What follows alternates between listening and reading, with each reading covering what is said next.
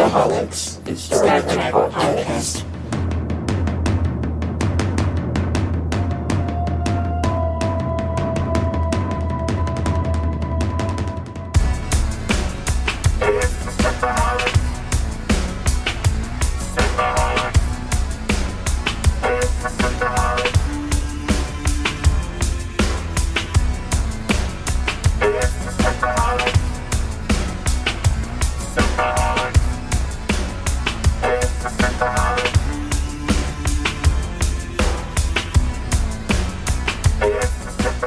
Welcome to Synthaholics. Thank you so much for downloading the episode. This is Aaron O'Brien. With me, I have David Duncan. And hello. And we have a returning guest, Guy Davis. Guy Davis is on the Rocky Mountain Geek Tank, and he also is the artist of Witches of Flames and USS Tamberlin and many other great things that he's always doing. Welcome to the show, Guy. Well, thank you. Thanks for having me here. Unfortunately, as we were just saying before we started recording, this is not probably the funnest show that you're ever going to be a part of. No, this is pretty depressing, actually. Yeah, it's got quite a few sad notes to talk about for this episode. Yes. We at the beginning of the week, we got the death of DC Fontana. She was, a writer for the original series and for Next Gen, and I believe she penned one for DS9. She also did Yesteryear on Yesteryear, yes. Series. Mm-hmm. We'll have to deep dive into that because we've got a lot of stuff on that. Oh, absolutely. And she, a lot of people say that Trek wouldn't be where it is without her today. So, and I would pretty much agree with that. So if you're talking Roddenberry, you can't put Dorothy Fontana without that. Absolutely. Yeah. Mm-hmm. I agree. And she penned a couple of the books too. Yeah, I never got to read any of those books, but I'm assuming they were probably just as good as her episodes that she wrote. Yeah. And I guess she wrote a lot of stuff like help other writers with their scripts as well. That's what I gathered from a lot of the readings I've done about her as well. Yeah, the DS9 episode Dax was co-written by DC Fontana. Nice. Also, we also got the death of Robert Walker. He played Charlie X in the original series. Mm-hmm. He passed away, I think, like a day or two later, after Dorothy passed. And so Dorothy passed on December 2nd, and Robert Walker passed on December 5th. Yeah. Mm-hmm. Unfortunately, we have just heard, within the last hour to 2 hours, that Rene Auberjonois has passed away as well. Odo from Deep Space Nine. And Shady Admiral guy from Star Trek 6. Yeah. Well, among many other things. He has quite a list of work. He was in Fallout New Vegas. He voiced one of the main characters in that. Oh, he was so good. So good in that game. Mr. House is his name. So we have his passing, and as another thing, not to diminish it, but obviously this person wasn't as big, is Rita Sertris, his husband. Michael Lamper. Michael Lamper had passed away as well, within the same hour or so that we heard this. So right, he passed away in his sleep. He was in one episode as well, the Vengeance Factor. Yeah, third season. Mm-hmm. Sorry, I'm just trying to help here. Yeah, I appreciate it. I need all the help I can get. But yeah, it's pretty dark. Rough week. It was funny before the show, and about a week ago, I was just musing to myself. I was like, 2019's almost over. It hasn't been that bad as far as celebrity deaths and Star Trek deaths. I mean, there's been a couple sprinkled throughout the year, but it doesn't seem. I just remember 2016 being depressing, death after death after death. Like Facebook just flooded with all these celebrities that died.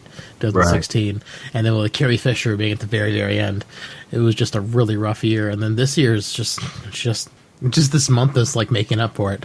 The rest of the year, it seems. Yeah. What do we feel like? I I wanted to first talk about. I asked Guy to talk about DC Fontana because I know we've had past discussion, and I know you are a fan of hers, and Yes. I know that you know quite a bit about her as well. So I thought you'd be perfect person to talk about her and her legacy and everything that she's done. But Oh, thank you. But Rene as well, his passing, obviously, he's just as important. I mean, Odo is such a beloved character from Deep Space Nine. Oh, he is. I mean, like, Odo and Quark is what got me through those first 3 seasons before it really started getting good. The good cop, the cops and robber dynamic was so good. Yes. Right. And he's done a bunch of. I mean, he starred opposite of Shatner in Boston Legal too. So. Oh yeah, that's true. Absolutely. And strangely enough, I know a lot. It's not the most beloved, but I remember it's distinctly growing up. Is the remake of King Kong back in 1976. He was like one of like the corporate stooges trying to get oil off this island, Skull Island, when they. Oh, that's right. And it's so funny, all of the things where it's like you're like, you turn around and you're like, is that Rene Auberjonois? I mean, like, he's the chef in Little Mermaid. yeah, That's actually amazing. Yeah, and I mean, he sings Les Poissons, right? Hey, ha, ha, ha. Right, exactly. And it's Right. like, so that was like one of my favorite stories about him. He was here in Denver, and a friend of mine had her 2 daughters with her at that time. And she'd gone up to him and was like, hey, look, it's Odo. Well, the girls were very young, and so they were hiding behind her. And so Rene just starts singing Les Poissons at them. Right there. That's he starts awesome. singing Les Poissons. he knew And he the knew his girls come demographic. out, and they just came out from around her, their mom, and was like just listening to him sing. Yeah, I was like, that's just an amazing thing. yeah. That's wonderful. That is really cool. Yeah, We he's last year at Geek Tank, he was here in Denver, and that's when we interviewed him. And another story that I love to tell about this. I'm sorry, I keep cutting you off, Aaron. It's okay. Sorry Go about ahead. that. Keep going. When I was sitting down with him, I was really nervous, but both of my co-hosts couldn't make it that day.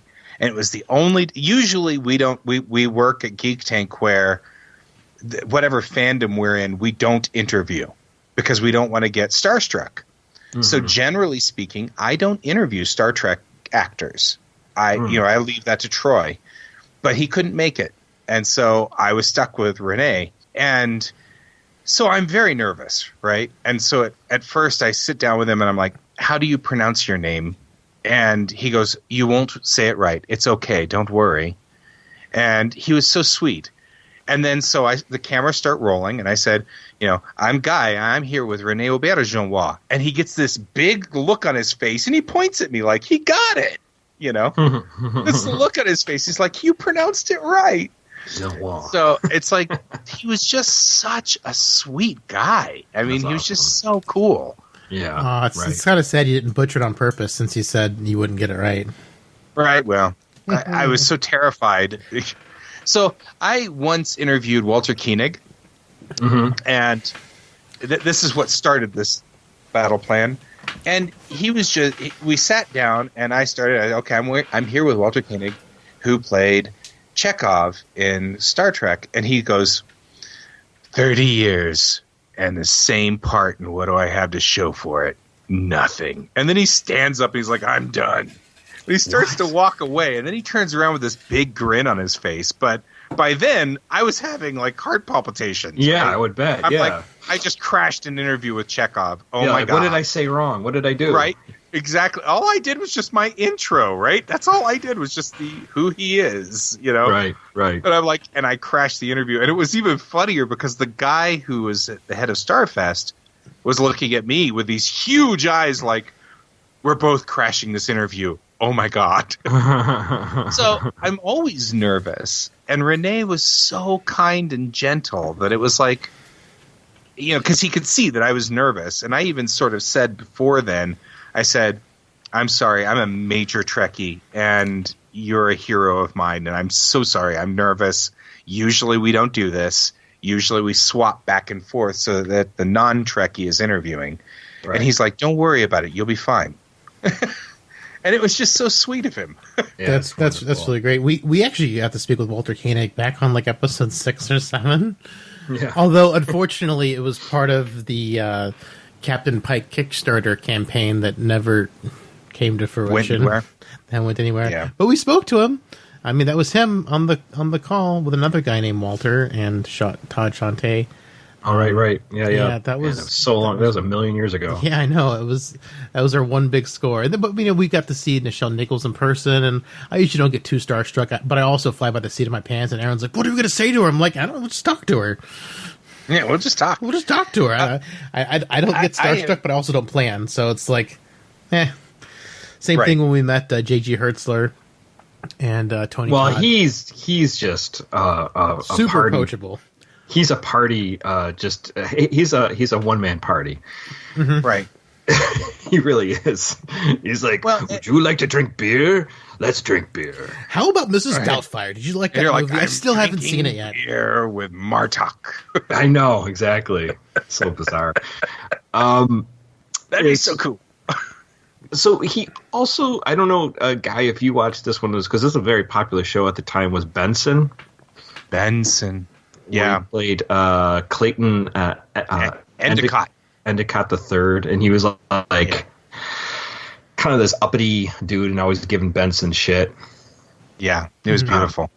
I mean, I distinctly, because Benson was a great show at the time, and he was awesome in that. And what was the other one? Well, he played Father McCahey in the original MASH, the movie.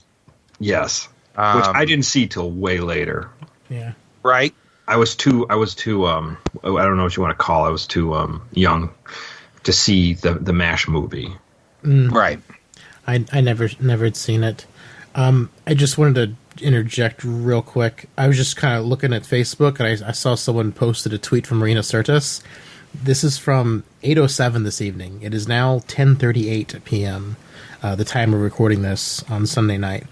And Rene Sirtis says, "I'll be gone for a while. My beloved husband passed away peacefully in his sleep last night. For those of you waiting for a shout-out on Cameo, please forgive me. I don't feel up to it. I'll let you know when the service is back on." So, like, yeah, I saw that tweet. Super recent. And this is just tweet so it's only hours ago where we found out about this. As of I know. Of the show. It's just, that's rough. It is rough. So it's sorry terrible. for you, Marina Sirtis. Yeah. We really are. That's just brutal.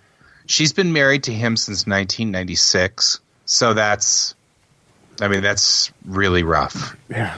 That's pretty brutal.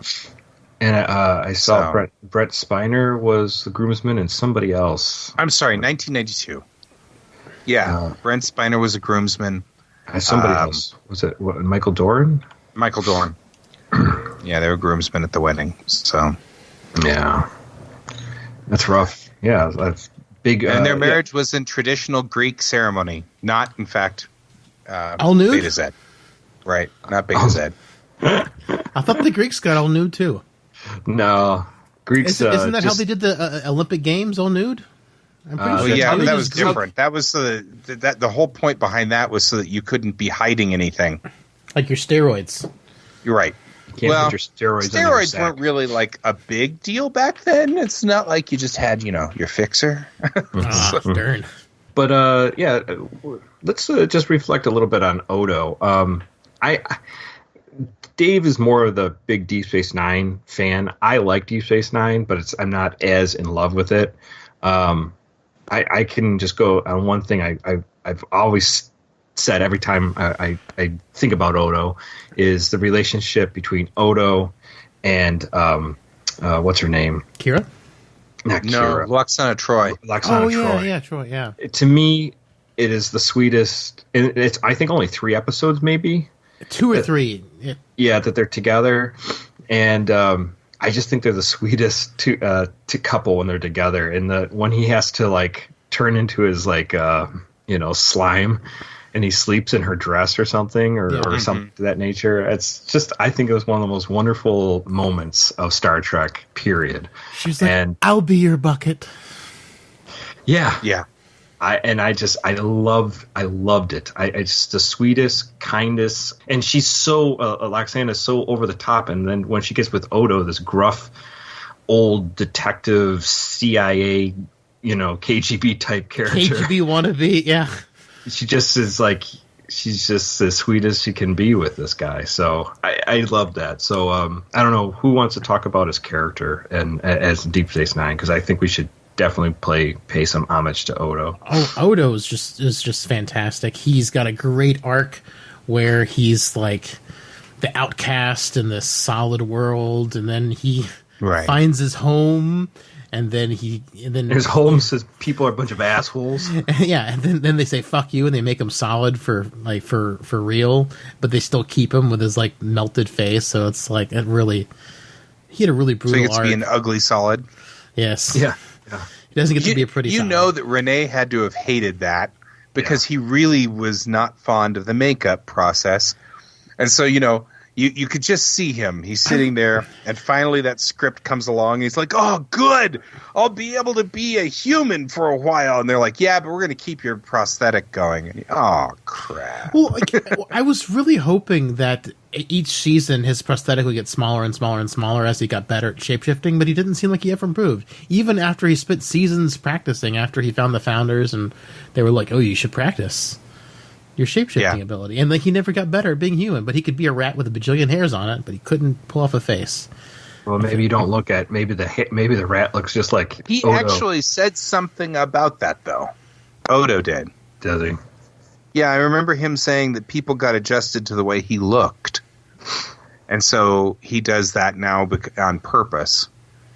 Oh, that's sad. Because everybody had gotten all adjusted to the way he looked. It would have been nice if it would as a progression, it would have gotten less and less and less, and maybe the last season we got to see him be normal. It'd been kind of nice. But also his relationship with Quark is just amazing. Like I said earlier, that cop robber, thing, it got me through the first 3 seasons when they were kind of rough and slow, but their dynamic was just great. Between Rene Auberjonois and Armin Shimmerman, it was just them together on screen was so perfect. Yeah. Every single time that they would have some kind of interaction, or Odo would be spying on him for something, and I remember one time, I think Quark was trying to bribe him with like a platinum or latinum bucket, and Odo's like, nah. It was just great. Like he's so good. Like he played and emoted so well through the makeup. I don't think we say that with a lot of Star Trek actors, but I think him and Garrick, they really were able to shine through that makeup. Armin Shimmerman also. Well, that's what I had asked him about that. That was actually my question to him, and he was a classically trained actor, and he said that they trained mask. So they would train putting masks on and being able to act through a mask. Really? And he said that was the biggest reason that he was able to pull Odo off, was because that he trained mask, which is a technique. Oh, I didn't know that. I didn't know they even did that. Yeah, I remember doing it. We did that a little bit in college theater, training with masks. We actually had to make our own masks and do performance with and you have to train by using your eyes only, moving your head, using your body language. Yeah, like how you tilt your head, like this way and that. I mean, hell, the Mandalorian's got to do that completely. Yep. Well, and that's what they'll do. They'll ask for actors that have been trained mask, and if they've trained mask, then I can imagine that's totally one of the things they did with Mandalorian was say, okay, we need somebody who's trained mask. Yeah. So that's the thing. One of the other things that's interesting about Odo was his genuineness to what he did. Like the character was authentically trying to explore being in the human condition. We always have the human condition character. We have Spock, we have Data.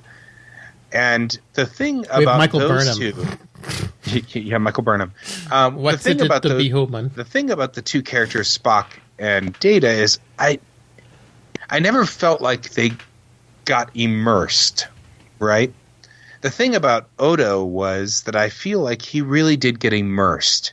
He had to lose himself in all of the base feelings of his own people, effectively, cheating on Kira and coming back to it going, okay, I think I figured out where I am now, Yeah, right. And I thought that was fascinating. So it's kind of an interesting thing. I wanted to point out a couple of things about Rene that are obscure. Okay. Like, for instance, he was a voice actor in Star Blazers, which was Yamato. He was? Yes, he was. Who did he play? He was uncredited. But he was the voice of Sandorn in the third season. See, I used to watch Star Blazers like crazy. Right? That was my jam when I was 8, 9. Right. Totally. Mine too. But he also his voice was in Challenge of the GoBots, Superpowers Team, DuckTales. DuckTales Ed is Grimley, awesome. DuckTales Superman. is awesome. Who was he in DuckTales? Snorks, Smurfs, Darkwing Duck, Batman the animated series. I love Darkwing Duck. Right? And I need a live action gritty reboot of Darkwing Duck. Extreme Ghostbusters. No shit. Yeah, Ghostbusters was fun too. He's got a very distinct voice, that gruff voice. Right.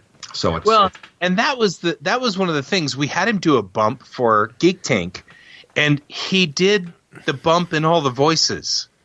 He's like, I'm Rene Auberjonois. I played Odo on Deep Space Nine. I played Endicott the Third and Mence. I mean, he just did all the voices.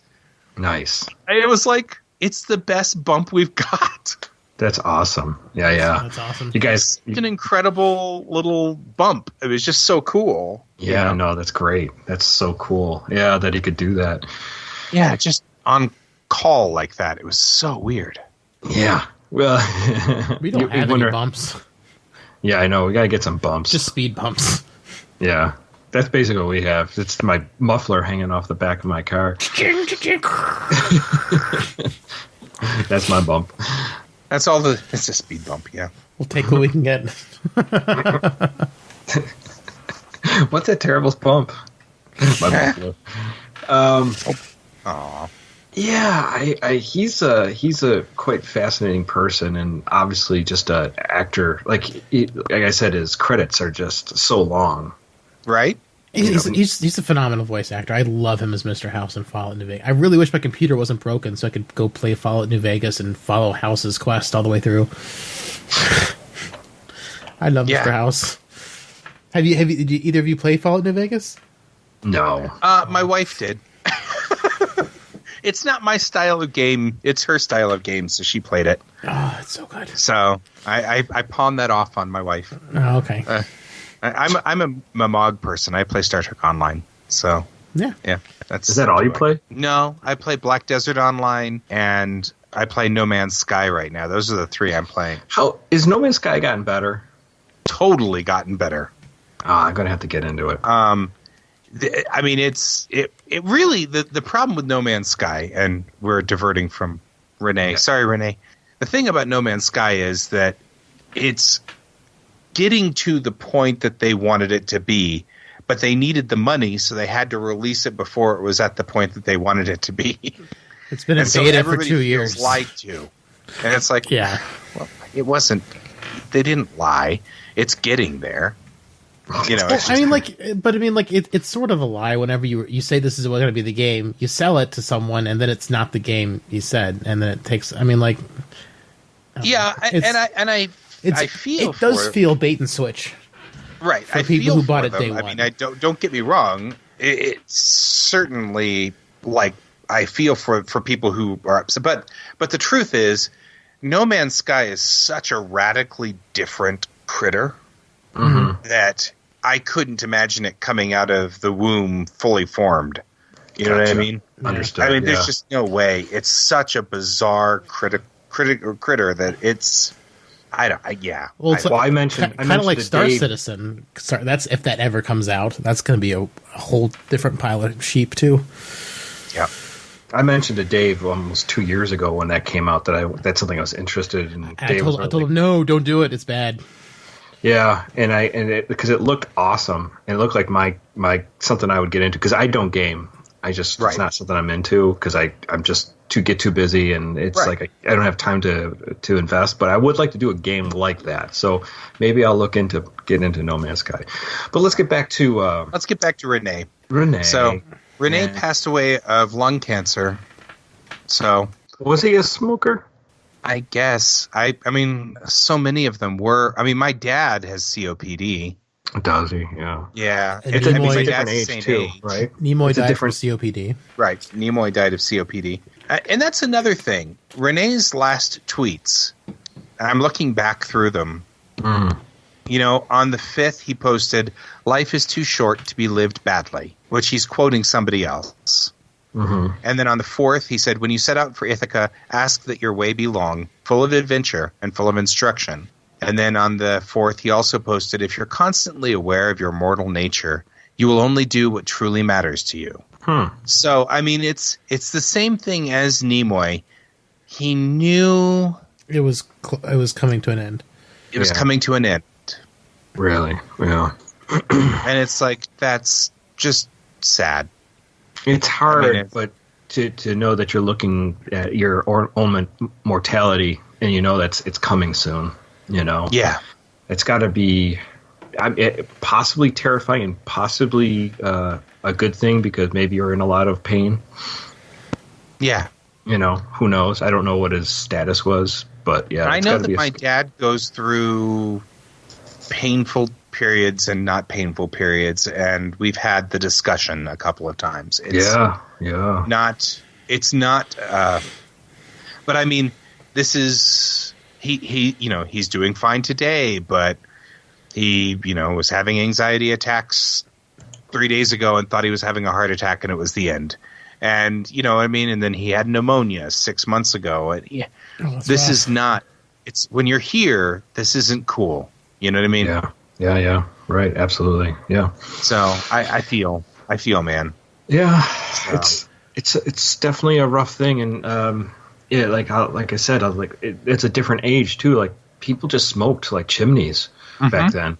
I was lucky that most of my grandparents and my parents, they all kicked that habit long time before I was even in the scene. I do remember when I was younger, my grandparents smoked, but they got rid of, they stopped, you know, when I was pretty young still. So, but yeah, I mean, it was a part of life. Yeah. We all just smoked. That's all we did. I've been really lucky. When I was 8 years old, my dad was working on a model, and the top part of the cigarette dropped in. He built model cars. Okay.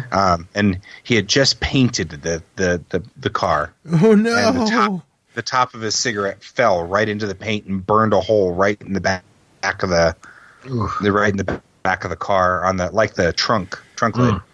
And my dad is not really a mean guy. So his whole thing was he was just sad. And I remember looking at him and he was like, "Gosh, I hope you never start this because it's a monkey I can't get off my back." Something about the way he wasn't preaching. And I saw right there that smoking obviously destroyed his little car he'd been working on. Something about that moment, I just never really wanted to smoke. Yeah, You know? I've had friends that, you know, were smokers, and they took them long time to kick. They would stop and then they'd start again, stop and start again, and they it's a battle. It's just very difficult for them to stop. So it's a hard thing. Hey, if you're a smoker, you know, do what you need to do, but you know, obviously, we're not knocking anybody. Smoke, but it's obviously a difficult thing to kick, you know, if you're trying to. So, and that's the thing that's big about this that I've always discovered is that it's not my dad's fault. No. You know, he got into it and he can't get out of it. And he did. I mean, he quit smoking cold turkey the moment they told him he had COPD, which is better than one of my uncles who was literally smoking cigarettes in the oxygen tent. I don't know how in the world he didn't set fire to himself. Wow. But that was in the 80s. Controlled fire. Right? Only Smokey can prevent. That happened a while back, fire. but I remember that. I remember thinking, this can't be good. This doesn't sound good. Advanced smoking. Yeah, I mean, so it was a different time, like you said before, Dave, that Nimoy, he passed away the same thing. So, and we knew Nimoy smoked. So, yeah. Like it's crazy because you look at his teeth in the original series and look at his teeth in the movies. He had his teeth fixed.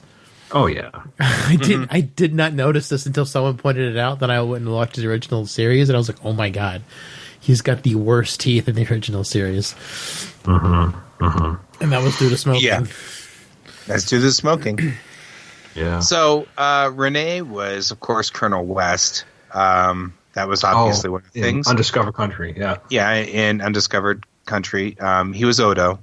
He was also Ezreal in the Enterprise episode Oasis, and he was Douglas Pabst in the DS9 episode Far Beyond the Stars. So that's some other notable appearances. You know, he also voiced the Rise and Fall of Khan Noonien Singh Volume 2, so he read the book. Nice. He was in Warped and Fallen Heroes as a narrator. He's also, of course, on Stowe, Star Trek Online as Odo. Cool. So Right. it's going to hurt going back to DS9 again. Every time I go to DS9, because I just got over Aaron Eisenberg going out to DS9, and now I'm going to have to head out to DS9, and it's going to suck again because it's all going to be about Odo. Here's a tweet from 3 minutes ago from Armin Shimmerman. It is with great heartache and loss I share with you the passing of dear Rene Auberjonois. His last message to me was entitled, "Don't forget. I know that I, Kitty, and all that knew him will never forget. This world seems noticeably emptier now. I loved him." Yeah. 3 minutes ago. They had a great relationship too. Oh, I bet. I mean, they so many. Well, scenes they were together, the best of friends. Yeah. which probably made their scenes together. It's what made them so great, I'm sure. Yeah. Yeah, it's rough. I mean, yeah, you just can't. There's nothing you can say, but just great actor, great character, and we all, you know, I mean, he's one of the reasons you just kept watching Deep Space Nine. Yeah, and absolutely. Nana says, "I love and respect Rene more than I can say right now. This beautiful soul, my heart, oh." And she's got a picture of Rene, so Yeah. Well, that's so brutal. yeah, and we're all digesting this too, Like, it's just happening. like within 2 hours or so. Because we originally planned on mostly talking about DC Fontana, and then it's like this happened, and this is like just hitting us now. Like, Right. it was like an hour or two before we were going to record when we found out. And like, we're seeing these tweets come in. So this is like happening to us now. Yeah, this is live. all happening to us. We're reacting to it. So it's Terry I mean, Farrell says, "I cannot express how much you meant to me. I will truly miss you, dear colleague, mentor, father, friend, father figure, friend."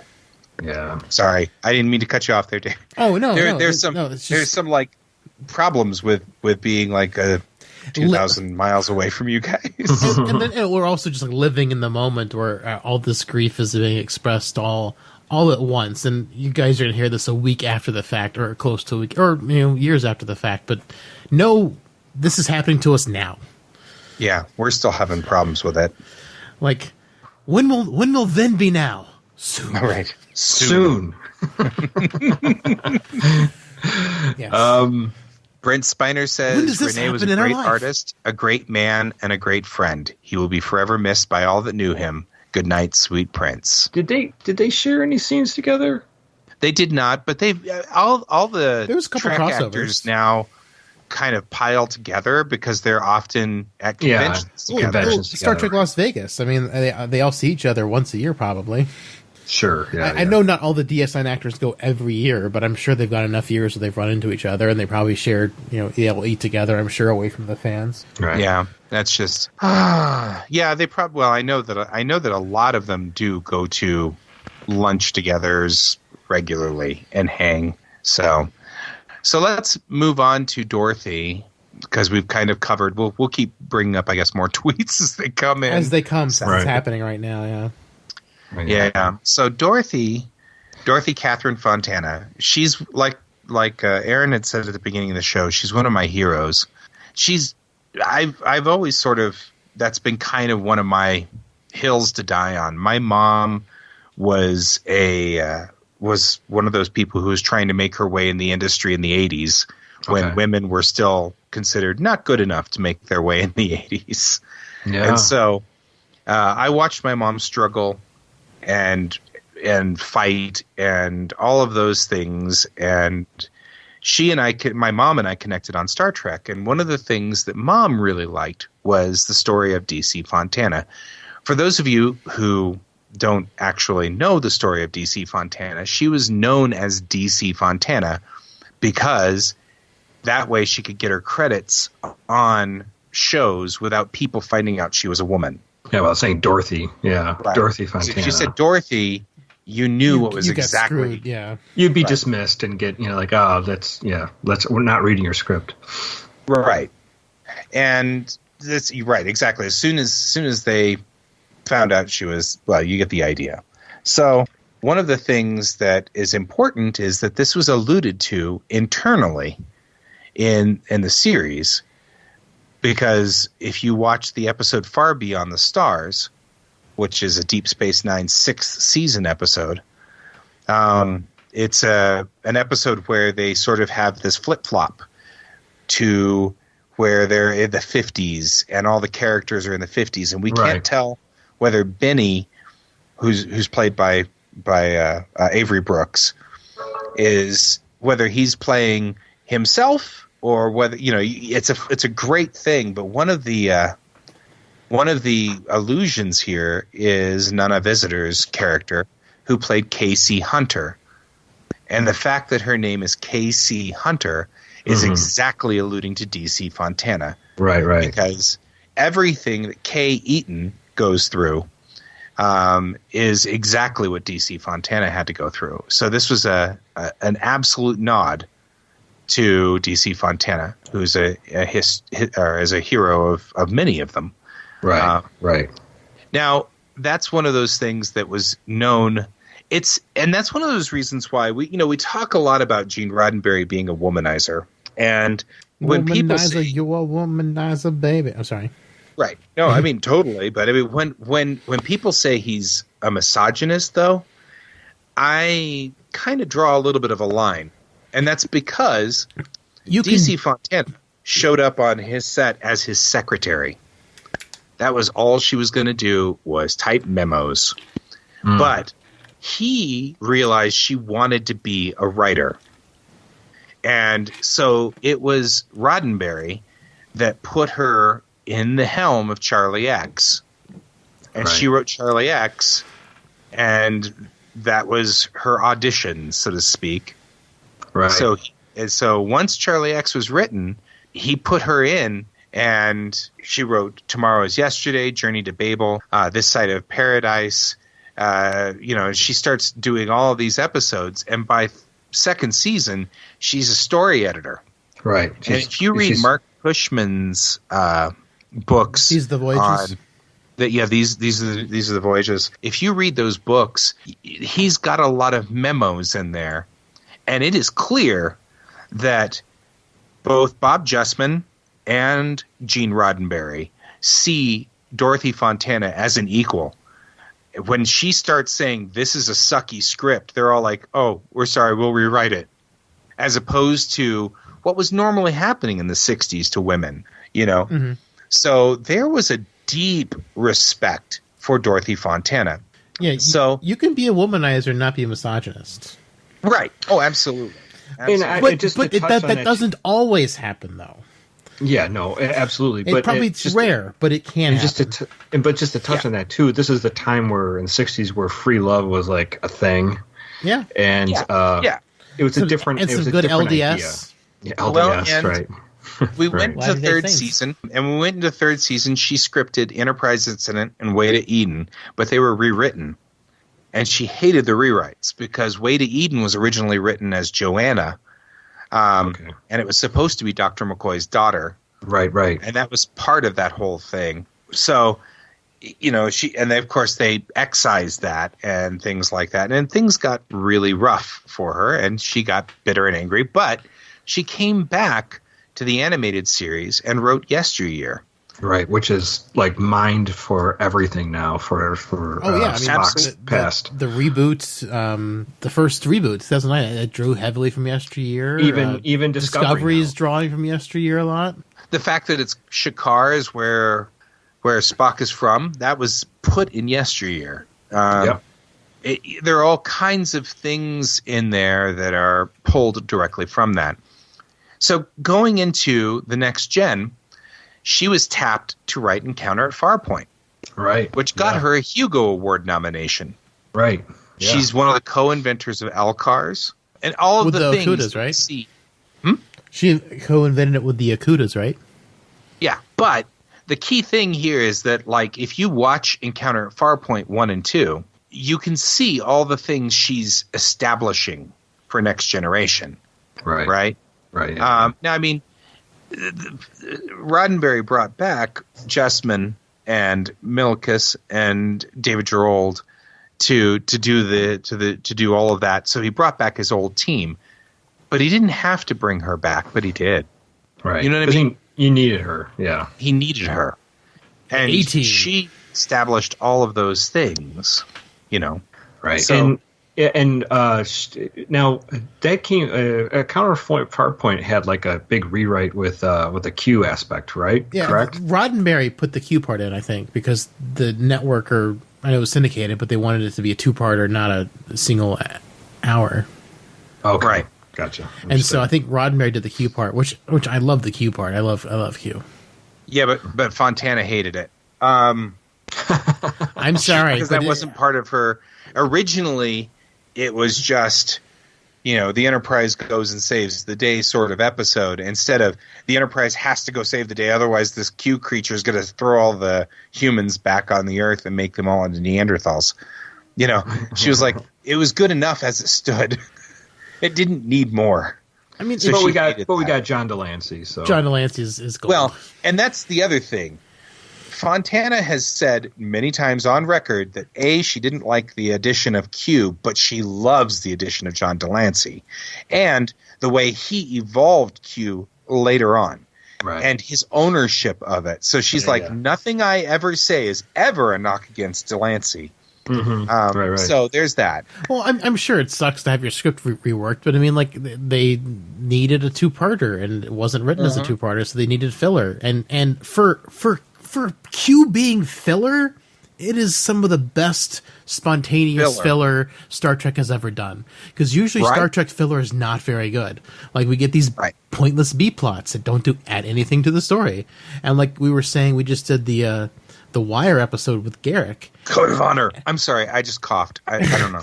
I know, Code of Honor is terrible. Yeah, that's a brutal one, man. No, but we did The Wire, and that episode has no B plot, and it felt amazing to watch an episode that was a single story, only a couple characters that had no B plot, and it felt like a short episode because it was so well done. Well, and that's one of the things that makes DS9 also very good, is there's a lot of episodes where they just went with the A plot, and it holds. Yeah. Assault on AR-556. It's that one's the good one as far as like holding one line. Yeah, we also lost Aaron Eisenberg, and that's the episode he lost his leg. Right, and then you have episodes where they have excellent B plots, like Rocks and Shoals, where the B plot is just as shocking as the A plot, and they're both just making you go, "Oh my god." Or the episode where Odo gets married. That's like the B plot, but that's way better than the rest of the episode. Right.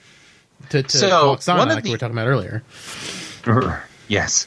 So here's another interesting side note about Dorothy Fontana.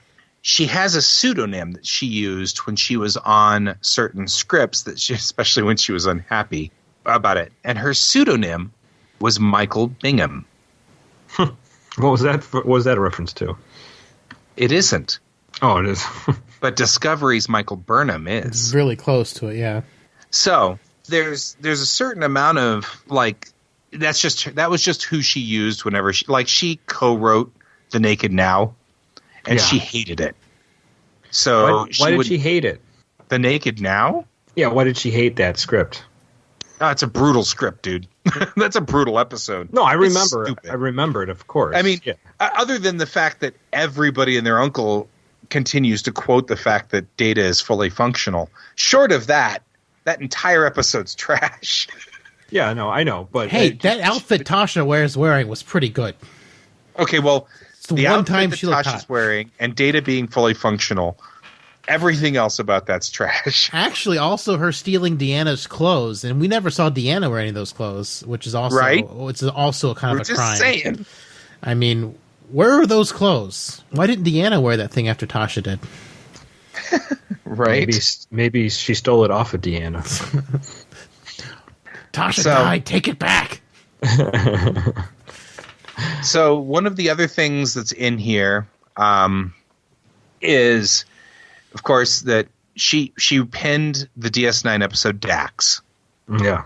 And that was the last time that she was involved with Trek as a writer in that instance. I kind of feel bad that, I didn't realize Dorothy Fontana, we talked about Dax like almost a year ago because we were doing our Spotting Dax series.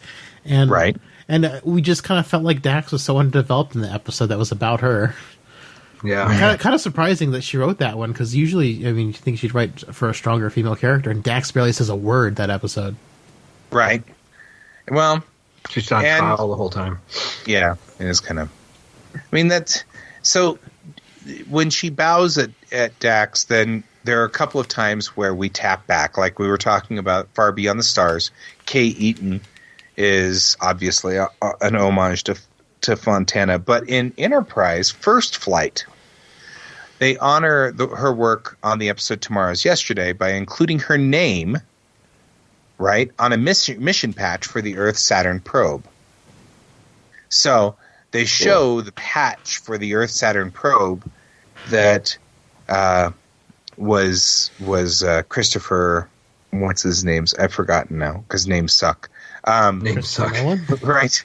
But his the guy who was in Tomorrow's Yesterday, not Christopher Nolan. The patch is seen in the 602 Club, and when it is, you can see that the people who went to the Earth-Saturn probe, including Christopher, who was Jason Christopher, I think was the son, including him was DC Fontana.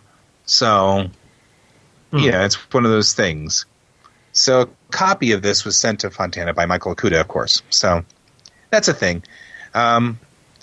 She wrote for a ton of other things.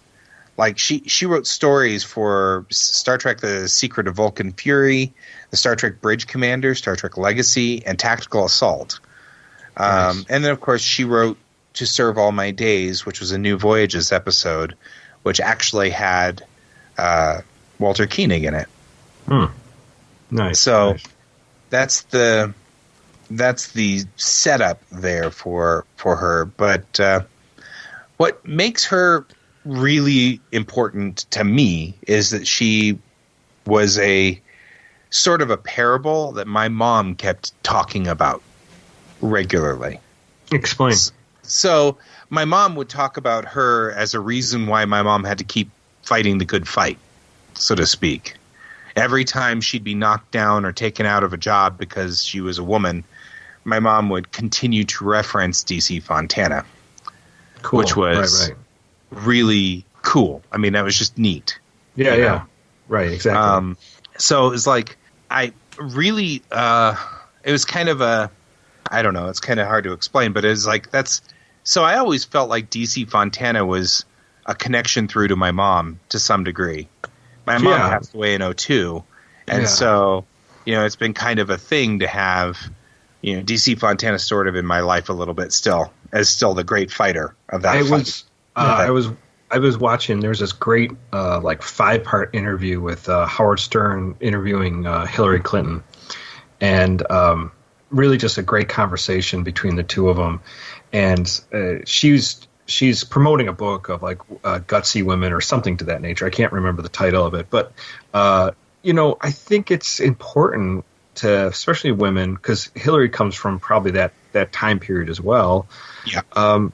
That just there was not a lot of women to look up to.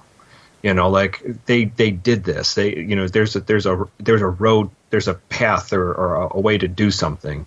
And right. Whoopi Goldberg says that about Nichelle Nichols. Yeah. Right, absolutely. So there's so much of that that's cool to see when it happens, and I can imagine your mom used her as a gold standard of how to do things, or maybe just watch her career, and how to model after it, because that's all we can do. Right. Stand on the shoulders of giants and keep on moving on. So yeah, and I'm also looking at all the stuff that she's written as well. Just there's so many different writing credits from Bonanza. What's it? The $6 Million Man. Mm-hmm. Babylon 5. Babylon 5. Logan's Run. Babylon 5. Man. Mm-hmm. Buck Rogers. He-Man and the Masters of the Universe. She-Man. Legend of Prince Valiant. Right. Captain Simeon and the Space Monkeys. I don't know which one that was. Even Beast Wars of Transformers. So. Oh wow. So she's definitely been quite active throughout the years. Not just with Star Trek. Right. Star Trek. She put her mark on it, and she developed a lot of the Vulcan mythos too. She's the core behind Spock. Yeah. I mean, do you know she really is all the depth in Spock, Journey to Babel, and she's the one who invented Amanda and Sarek. Right. She wanted to see all that happen, go down. She wanted to see the relationship with Spock's parents. Right. Did she have anything to do with Discovery? Was she consulted at all with Spock's or with Sarek being sharing his Katra, and was that any of her idea, or was that the Discovery writers running wild with Vulcans? That was the Discovery writers by themselves. She wasn't involved at all in Discovery. Oh, I know she didn't write specifically, but I didn't know if since you were saying she was she invented a lot of the Vulcan mythos specifically, I didn't know if maybe they consulted her, if you had heard anything, because I haven't, but I right. Well, and I have to admit, Leith in Discovery is one of my absolute favorite episodes because of the way they took the mythos and evolved it. Because for years, I mean, it was that Sarek is just cold and bitter and a jerk, and that Spock is a bitter jerk because Sarek is a bitter jerk, and the only person that was out there was Amanda, who had to slap both of them, one of them literally, to get them to just get over their dumb pride with one another. And it's been kind of, I mean, it was extremely edgy in 1968, but after 30 years, everybody does it, right? Yeah. And so that was what was so genius about Leith, was taking the why and dropping the depth of that another 20 feet. You know what I mean? That was already a pretty deep relationship in 68, but it got, everybody said, wow, that's an incredible relationship. We're going to do the exact same thing. And so everybody did. And you ended up with clones of what Dorothy Fontana wrote, and it makes it passé, Yeah. I guess it's like someone does a stylistic of a movie or a song or something like that, and then everyone copies it, and then it becomes and you see the original, and you're like, what's the big deal? And you're like, well, because nobody did this before. Right. Exactly. And so it's I mean, there's a reason why everybody's paying homage to Dorothy Fontana. I mean, she did like all of these first hit sort of things. Yeah. Charlie X is a premise that Roddenberry had that she wrote out. You know what I mean? Right, exactly. Yeah. One of the things that is so fascinating about Dorothy Fontana is the fact that she had a great feel for depth of person, right? I mean, you think about the ones that she really worked on. I mean, things like she wanted to have Way to Eden, which was a pretty rough episode to begin with, to have Joanna from Dr. McCoy's daughter involved as depth. And they took it out, and Way to Eden's just stupid. Yeah, it is. It is, unfortunately. Right? Yeah. And it's like, it just made the episode weak. Instead, they connected the character to Chekhov because they were trying to make it more edgy and relatable to the kids. And it would have been so much better if that had been McCoy's daughter. Oh, absolutely. Absolutely. Yeah. Give it some kind of connection instead of a bunch of random hippies. Right? It was just a bunch of space hippies that were stupid. And it's like, But if one of the space hippies was related to McCoy, everyone could make fun of McCoy. I mean, because Spock doesn't get to very, very often. Right, but not only that, we get to explore the we're from two different generations talk. You know what I mean? Because McCoy would have been the dad who was in the military and straight-laced, had a perfect haircut, yada, yada, yada, and his daughter was this hippie who, at the time, this was actually like a real stressor.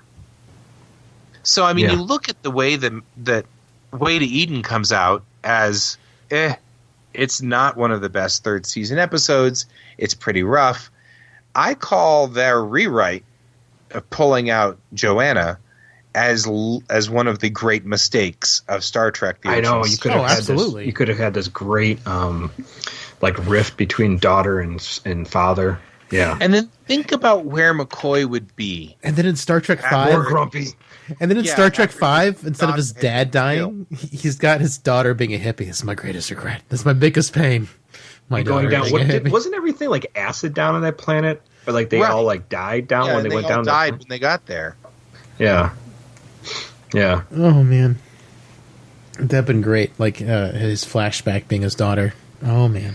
So, I mean, that's... I need my pain. And you look at this and you think about all the things she's done with Star Trek. You know, it's...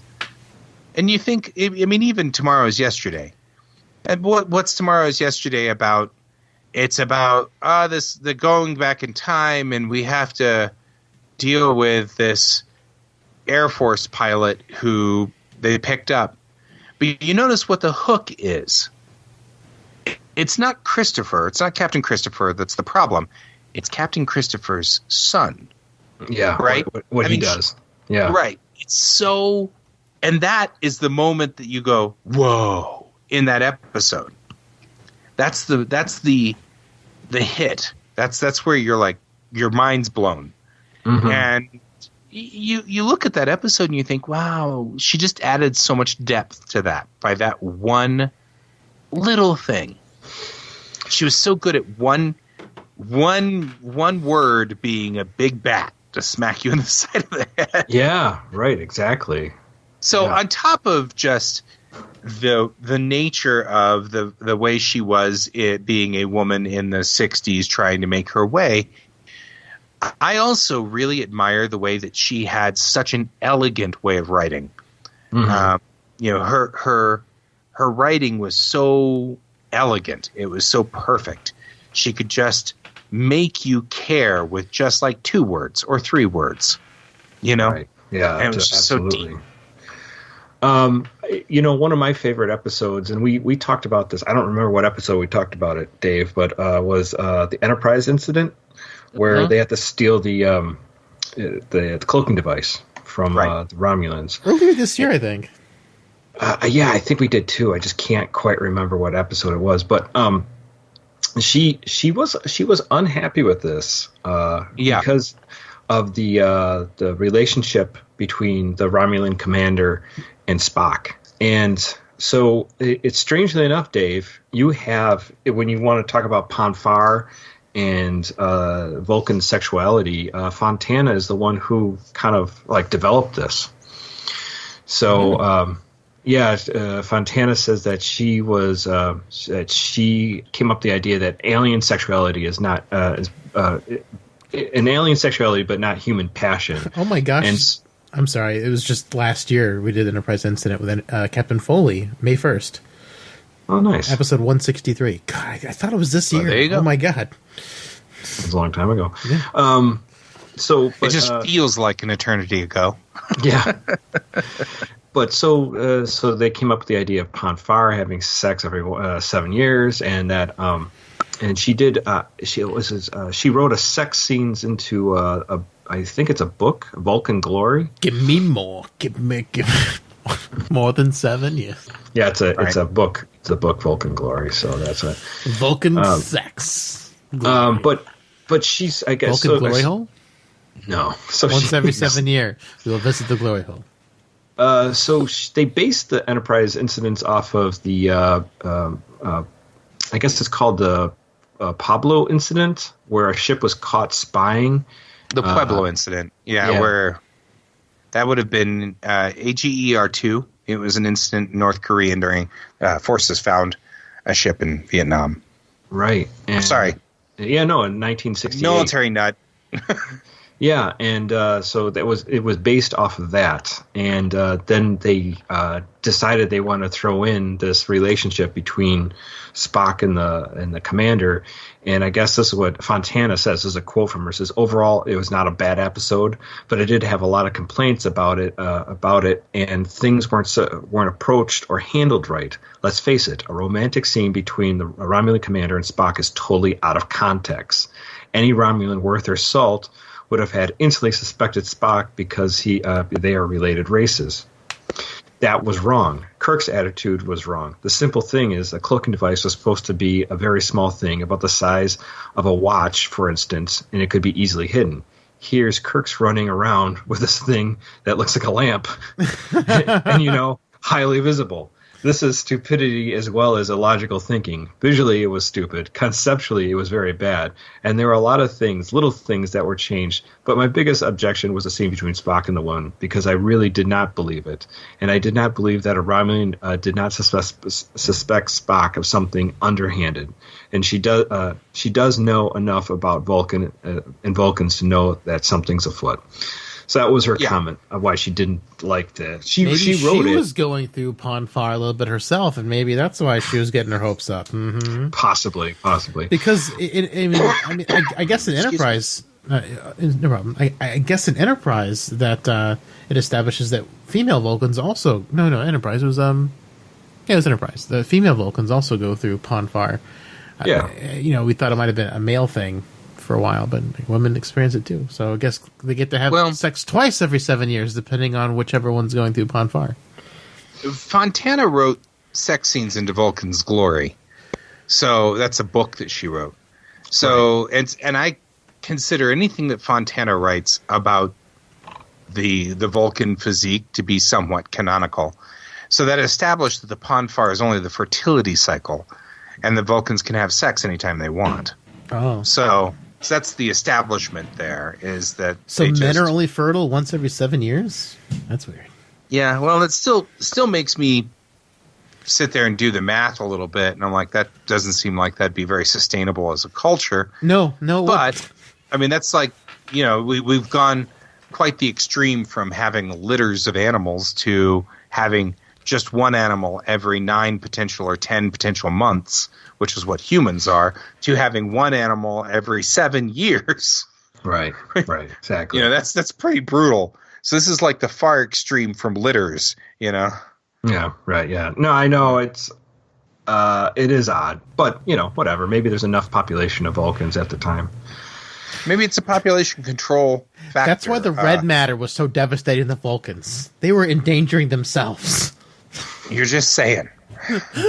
Now you're just making shit up. They were nearly endangered on their own, and then Nero came along and really made them endangered. It's like, we're gonna have to speed up this fertility thing, maybe once every 7 months. Yeah. Yeah. So I mean, that's cool. And like we said before, Yesteryear kind of like spelled out Spock's backstory growing up on Vulcan. So much stuff is drawing from it. Yeah. So we get a lot from that. So that's Fontana's just going to be one of those people that are always remembered and always remembered with fans, probably not remembered by the casual viewer right of Star Trek, which was backed up by the fact that on most of my social media, I've been hearing a lot about.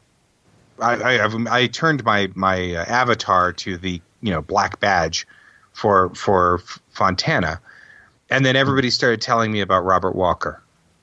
Oh right, yeah. And I'm like, you guys aren't saying anything about DC Fontana? Yeah, I mean that's a bigger hit to the universe than Walker. Yeah, I mean not to diminish bad. Walker either, but yeah. This is not to diminish Walker at all, but Walker was Charlie X, and that's great. But Fontana wrote Charlie X. Yeah. Right, exactly. I mean, it's like, and let's face it, Fontana established so much, and Charlie X was is just such an obnoxious character. Yeah. You're happy to see him go by the end of it. Oh, for sure. Yeah, I think you even listed as one of your most unfavorite episodes, right, Dave? I think it might have been one of my worst. I can't stand that kid. That kid drives me nuts. Yeah, but I mean, although Yeoman Rand in the pink outfit was pretty nice, though. That was a highlight of the episode. I was like, but it's like Kai Wynn. You want to have that character that you just fucking hate. So I mean, that means it's well written when you just despise them immediately. Yeah. He just drove me nuts, and I mean, I guess that was good. I mean, that was the point. Yeah. She also hates computers because she wrote the Ultimate Computer, which we talked about on November 2nd, 2019. I know, and we had so much fun talking about that episode. We did. It was such a great episode. So some of these I'm noticing, it's kind of sad. So many of these episodes are now starting to not weather so well. What do you mean? Well, I think about like the Ultimate Computer, and I'm like, gosh, Siri could probably just outdo the M5 any day. Siri's going to kill those innocent people on that ore freighter. My God, right? Apple, what have you done? I mean, it's kind of funny that that's the case. You know what I mean? It's, I just find that somewhat humorous. You can talk to Siri. You look at the M5 and you're like, Daystrom just needed seriously to like calm down, but I don't know. Hi Siri, who created you? Like it says on the box, I was designed by Apple in California. What were you programmed to do? No, sorry. Take over the world. I wonder if mine will do that. Computer, who designed you? That's pretty straight up. I couldn't hear it. She said, I'm made by Amazon. Oh. I have the computer too, but you're in headphones, so you didn't trigger my computer to say it. Right? That's probably a good thing, because otherwise I'd end up doing all kinds of horrible things to yes, you. But well, I do it too. I trip up and I say computer, and then something happens, and then my Alexa talks it back at me. But it's ignoring it tonight, thank goodness. Thank goodness. So we also have she rewrote the Site of Paradise, right? Because that was another Spock heavy episode. It was, and I love that episode. It's just so awesome to see Spock, fall in love. The spore plant episodes. Yeah, it's great. That's the one where Kirk just decides to hold it together because he has to. I'm resisting the mind control because I have a toupee that doesn't let it in. Right. He's like, I can't let Spock get more game than me. I can't let it happen. Yeah, I got to ruin everybody's fun. Yeah, pretty much. That's what Kirk's driving force is. We could all be happy farming on this planet, but Kirk's got to interrupt everything. Kirk's like, she was supposed to be mine, and therefore, not gonna let you have her. Just saying. No one can have her. Yeah. Man. Yeah, so it's I don't know. She's got a lot of great episodes that is under her belt, and she wrote so much, and adds so much to the Star Trek universe.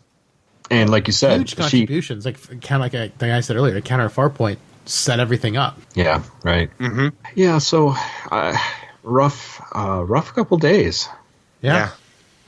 And unfortunately, we are not the better for what's happened. And I mean, obviously, these people are at the time of their life where things aren't winding down. Sadly enough, and it's going to happen to everybody eventually. But it doesn't take away the pain and knowing that we lost some great people during this week, and that we're all gonna have to look back at those episodes with maybe a little tear in our eye, thinking like, man, what a freaking awesome awesome character, awesome writer, awesome actor. Yeah, actors. Mm-hmm. Yeah. It's rough. I mean, Deep Space Nine's gonna be super hard to watch. I mean, like, luckily, the episode we watched recently, The Wire, didn't have Aaron Eisenberg in it.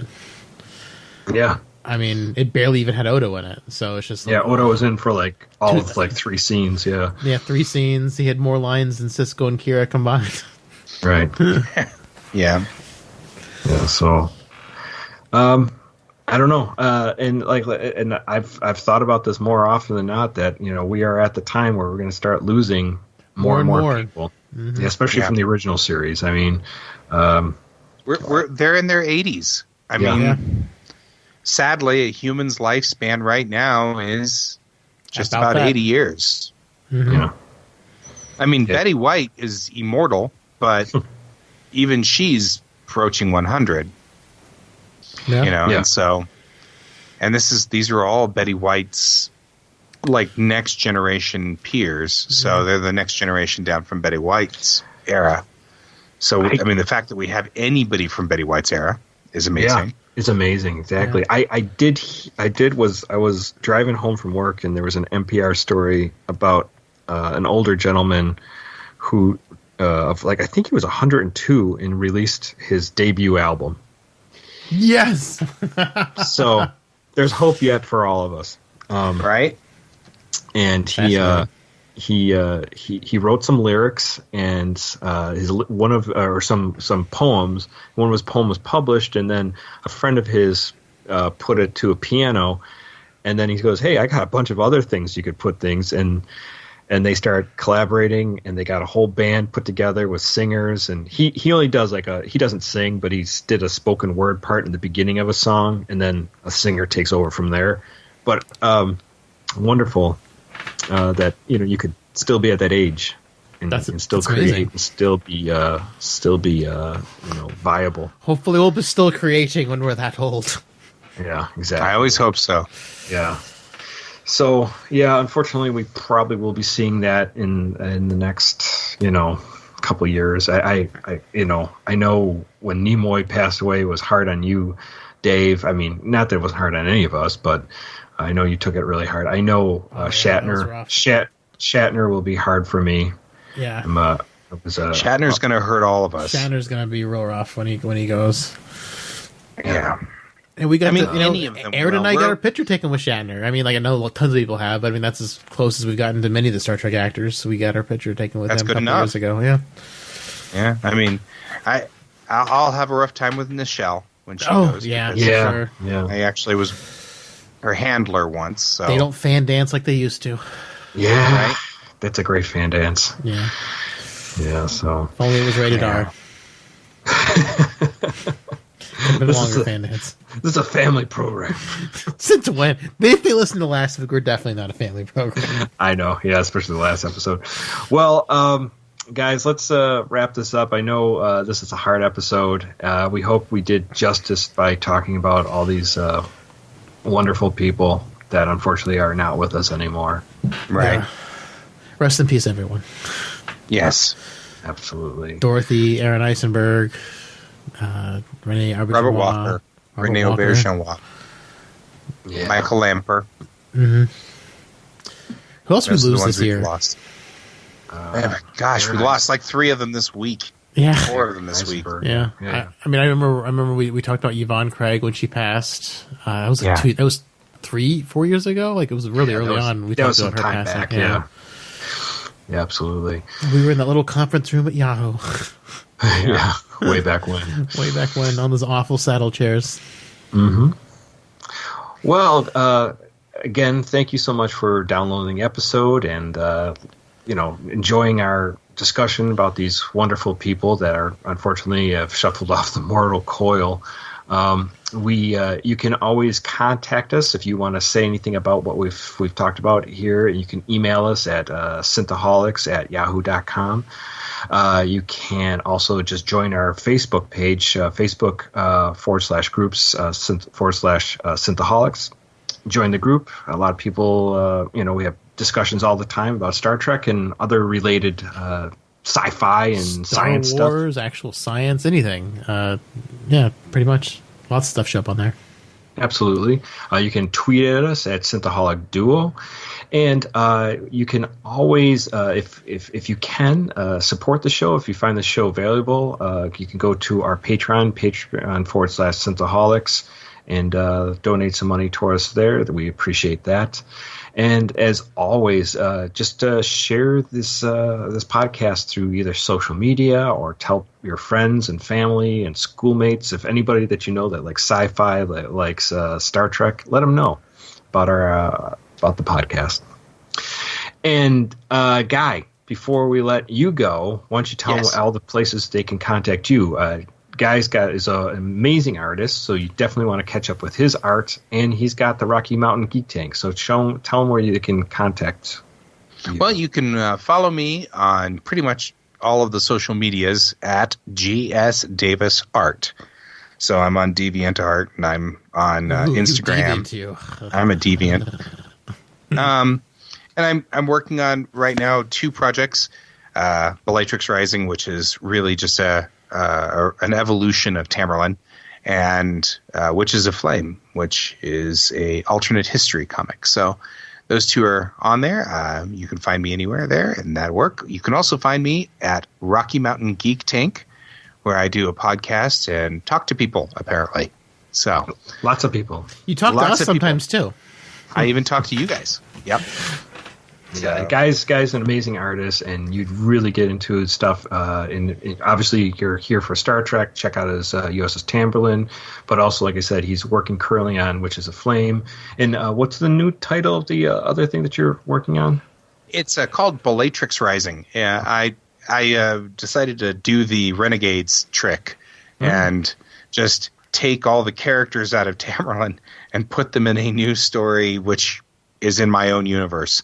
Nice. It's very liberating, actually, because I've been having a lot of fun with, well, if I don't have to be limited to warp drive, what kind of space drives would I have? Blink drive. So, I've been doing all that stuff and thinking it through and like, do the Battlestar Galactica. Just blink out, blink there.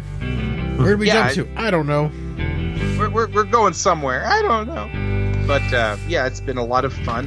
You could do Starbucks and Starbucks instead of Starbucks having Starbucks. There you go. I have that picture somewhere. Starbucks and Starbucks having Starbucks at Starbucks. Yes, that's awesome. So, yeah. So, anyway, guys, that's where I'm headed there. Thank you so much for joining us, and thank you for your Trek knowledge, and especially talking about DC Fontana and all the history behind her that people may not know, and hopefully we're educating people along with her sad news of passing. Yeah. And thank you for calling on me. I was really honored that you remembered that DC Fontana is one of my heroes, and B, that you called me in to talk about her. Well, I had to bring our best player off the bench. Right. Thank you. I appreciate it. Well, everyone, hopefully next week will be a little more cheerful. But until then, hopefully there will be no more deaths. And we can just be happy for a little bit with the memory of these people. And sit back, watch some Star Trek, watch some old TOS or original or Next Gen. Or pop on DS9. DS9, yeah. And take in some Odo. So, but Until next time, live long and prosper, one and all. Before the night's over, I'll puke in the sink and we'll cry till we laugh and we'll both shit our pants. You're the best drinking friend I ever had. Woo, none of us died during the making of this episode. Woo. Not yet. No podcasters were killed in the making of this episode. No podcasts were harmed. Oh, man. They should have been. Gosh. I thought a giant grand piano fell in my head. Who I didn't framed know there's Ragged piano. Robber? I didn't know there was a piano in the attic. Oh, no. Yeah. Yeah. Sounds like a Man. sound of a tool chest falling down the stairs. Home Alone. They'd be so dead. It was a fun science video someone did on YouTube of like what those injuries would do to a person. Like they'd be dead. Oh, Many, yeah, many they would times be over. dead. Yeah, big time. Yeah, that last drawing that you did of, I'm assuming that was That's the captain. Yeah. Cap. Yeah, that is a wonderful drawing. Well, thank you. I'm trying to get more life in my pictures. They don't feel. I still feel like they're not very alive yet. So I'm working on that. How do you mean? I don't know. It's hard to explain. But like you look at a Disney picture and they've got life to them. They're moving. You can see. Whereas you look at my pictures and they look static, like they're standing still. And it's so hard. I've been reading a book called Drawn to Life, and it's by Walt Sheffield, who was one of the 9 old men of Disney. Okay. And he used to teach classes with the animators. You know, you get hired by Disney, and then you had to take these mandatory classes with him, where he would teach you how to be a Disney animator. And I've been reading, and they when he passed away, they compiled all of these notes that he had written, and it just made a book. Oh, that's awesome. I need to I read mean- this book. And there's 2 of these, and they're the most incredible books. I remember liking this episode, and then recently rewatched the episode and thought, this sucks. That's great. Yeah. Like the Sanctuary episodes. Sanctuary. I really wish we'd It have was had you on. actually not a bad episode, though. I mean, it's like it wasn't a terribly bad episode. It was. I mean, it really wasn't like the worst episode ever. But Yeah, I just think, that was a good episode when we talked about 7 years till Sanctuary. Oh, I know. We're talking about Trump. Yeah, I thought it was four. Yeah, yeah. Trump. It was Trump and Hillary. We were both like, yeah. Either way, we'll probably get them. It was the funniest thing, though, because it was like, we were all like, oh my God, this is like the future. It's happening. I know. So weird. Is there anything that you want to just talk about, too, when we start the show? Other than those topics that we're going to obviously talk about. no, I mean, what? All we've really had is a whole bunch of horrible deaths in Horrible news. Well, I know. let's talk about these people and what they've done and what they mean to us. Let's not just talk about how horrible they are. Oh, that they've died. The death is never ending. When will the death stop? 2016 all over again. I know. Yeah, I know. I just didn't know if there's anything else you wanted to bring up. No. No. I'm actually looking everything up so that I have it. So that I've got all of these things ready so that when we start talking about him, Yeah. I can bring these things up. Because I know that the way that this works. How does it work? I don't know. I don't know. All right. Okay. Everyone's ready. Just let me know. And then, Dave, you all set? I have some good stories from Rene Auberjonois, so Oh, that's good. Oh, do you? I'll share those. Yeah, because I haven't met him, and I don't think Aaron has either. Oh, But yeah, I can start a new file right now. Give me 1 sec.